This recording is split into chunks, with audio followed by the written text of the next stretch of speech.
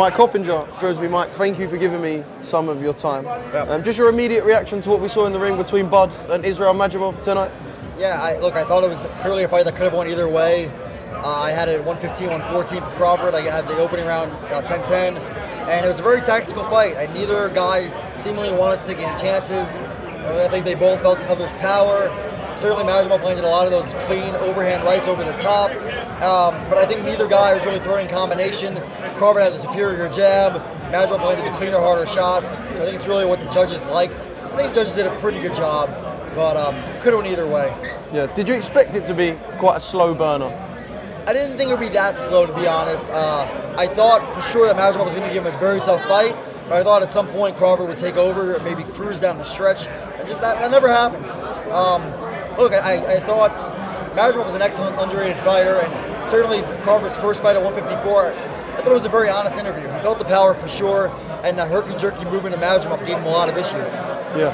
Do you think Israil wakes up tomorrow morning and kicks himself a little bit?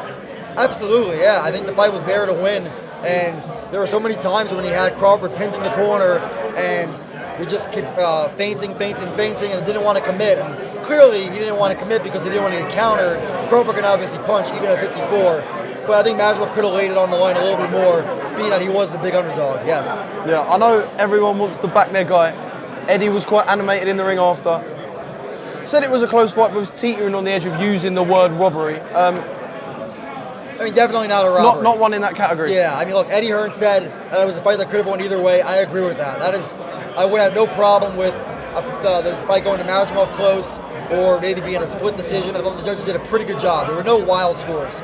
You know, they had a 116, 112, and two 115, 113s, and a lot of really tough to score rounds. Yeah. Does Bud go undisputed at 154? I think he certainly can if he wants to. I mean, you have to favor him over Fundor. You'd have to favor him over, Virgil Ortiz or any of the other guys at 54. But I think the other thing is, like, when you're talking about a Canelo Alvarez fight, that's another 2 weight classes up against an all-time great. Yeah. Is it a doable fight for Terence Crawford?